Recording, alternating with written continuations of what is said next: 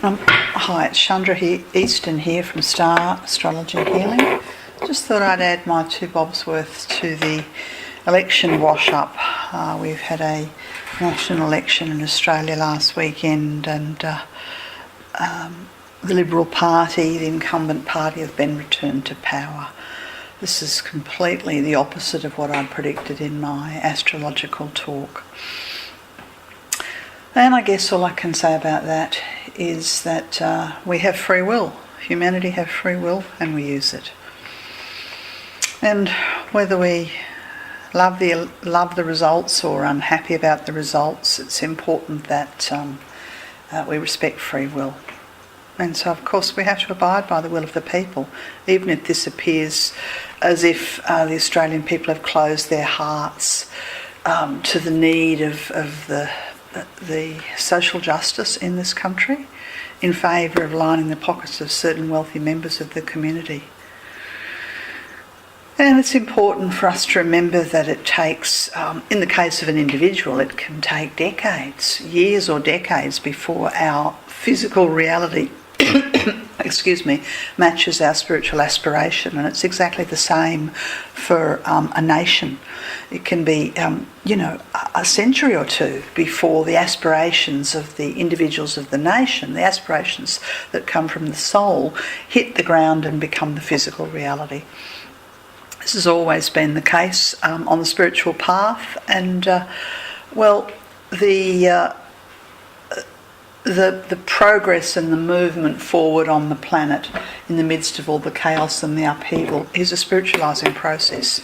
And it's up to those who have a vision for the way forward to share that vision, no matter what the cost. And of course, here in Australia, there's been a lot of howling about a government who's dared to put forth a vision, a government that's dared to sort of point to the inequalities, a government that's dared to name the elephant in the room, which is the huge, ever-widening gap between the haves and the have-nots. And, all strength to the Australian Labor Party for having the courage to do that. And we understand and we know that when vision that comes from the highest aspects of the highest aspirations of an individual or a nation, often they hit resistance, they hit the shadow. And so this vision, our election was galvanised around a climate change policy, amongst other issues, and also this gap between the haves and the have-nots, the culture wars, as it's been named. So this vision of protecting the earth and a fair go for all people has fallen on deaf ears because the stresses of jobs, money and work have crowded out the ordinary people from being able to respond and aspire to a bigger vision, which I believe has come from the soul of the Australian people. So there has been a failure in the Australian community here in the 21st century to share the benefits of our First Nations society.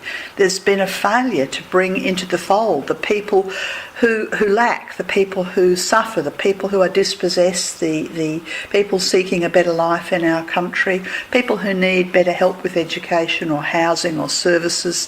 They simply remain locked out of the tent.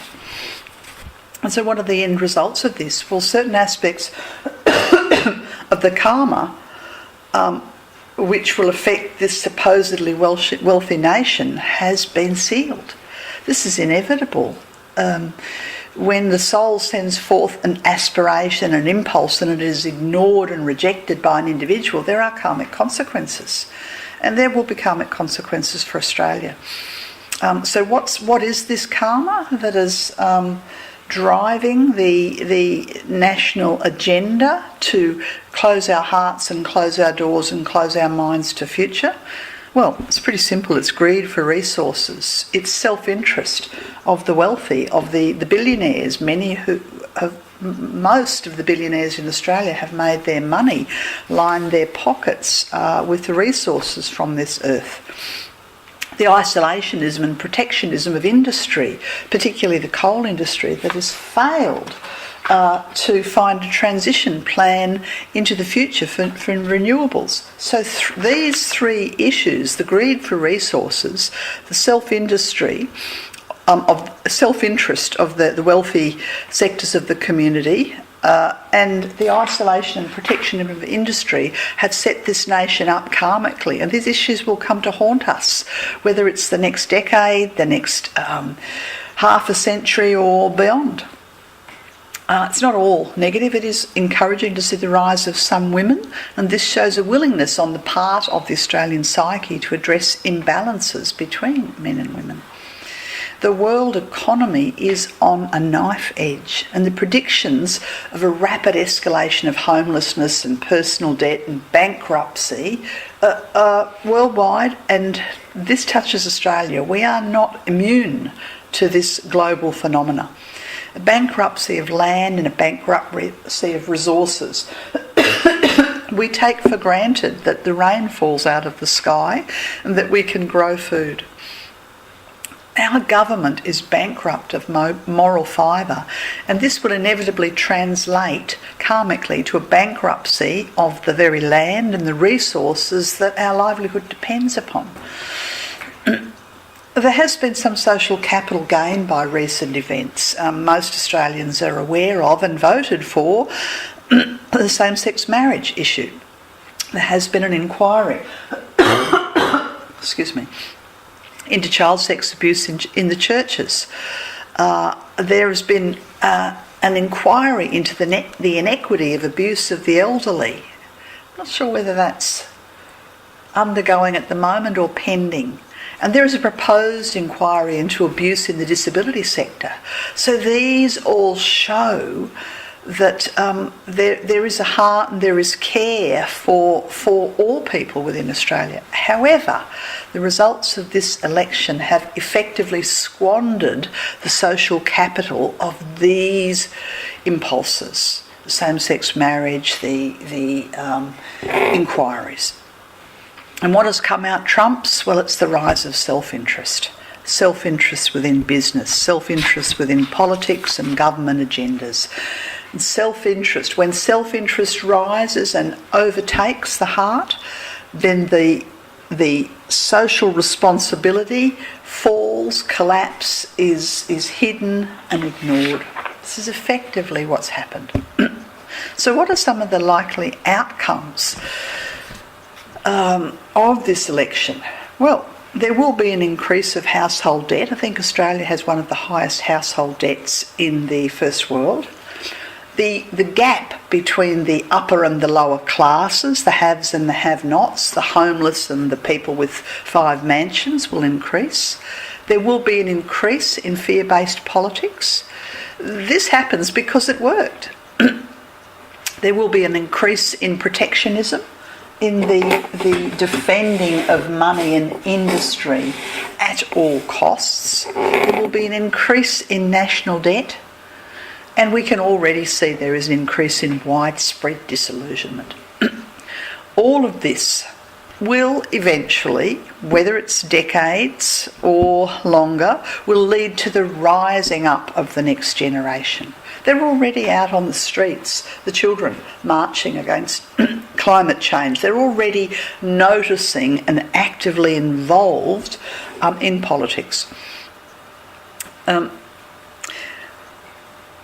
Unfortunately, the resources that we take for granted, rain, will come to bite, and there will be an increase. I've already heard on the radio 2 days ago that they say that there will be water restrictions in the major capital cities in Australia within the next 2 months because of the drought. And we are a very drought-arid, our country is very arid, and the scarcity of water and the likelihood of drought will increase, as will the increase of civil disobedience. The rule of law, unfortunately, when the powers that be use fear and control and self-interest to rule the masses, there'll be reaction. This is civil disobedience. All of this, esoterically, really is an increase of an alienation from the spirit of the heart. You know, the spirit of my heart, of your heart, of our suburbs' heart, of our community's heart, of the nation, of the heart of the land. And this reminds me of the call from our First Nations people, for the Uluru Statement of the Heart that came out loud and clear 2 years ago. And we are increasingly alienated from that spirit of the heart. So we see all around us, and we will continue to see an increase in the cultural and the economic divides.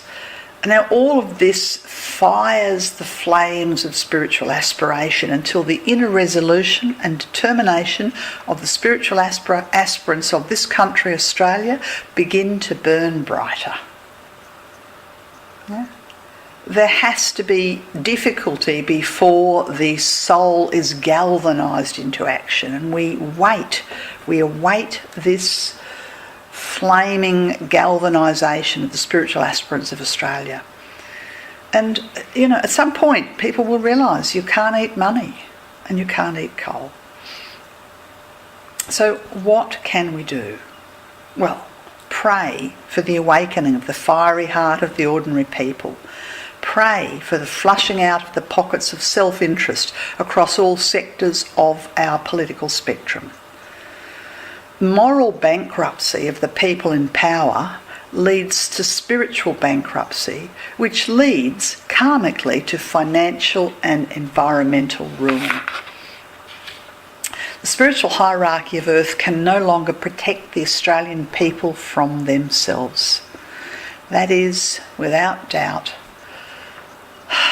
the result of this recent election.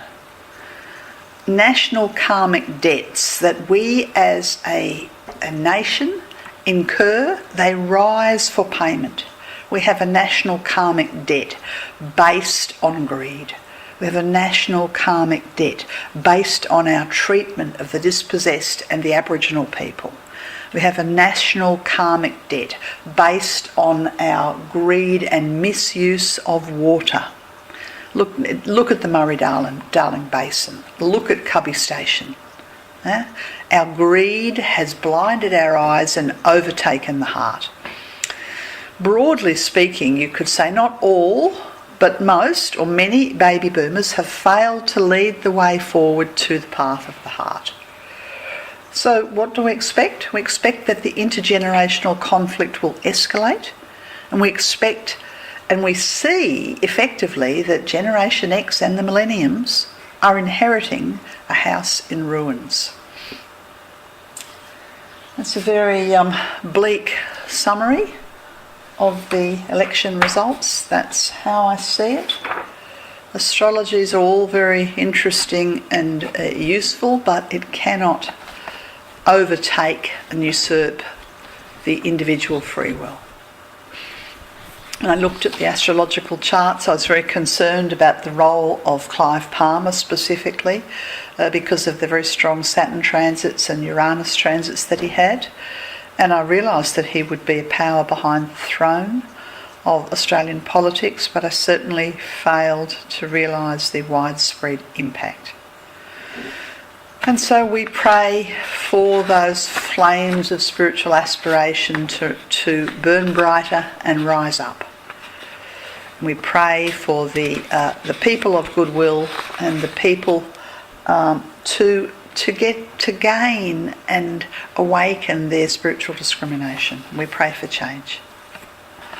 This has been Chandra Easton from Star Astrology Healing. I've got many other talks on my YouTube channel, and of course if you're interested, please get in touch with me. I work with people all around the world to assist you in understanding the purpose